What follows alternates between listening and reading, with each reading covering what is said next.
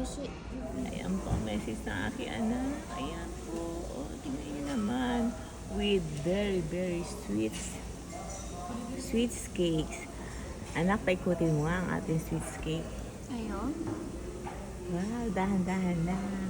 Yung mga anak, flour, kinakain ba yan? Yan. Opo. Lahat? Muhammad ka. Naku naman. Ang ganda-ganda naman. Grabe.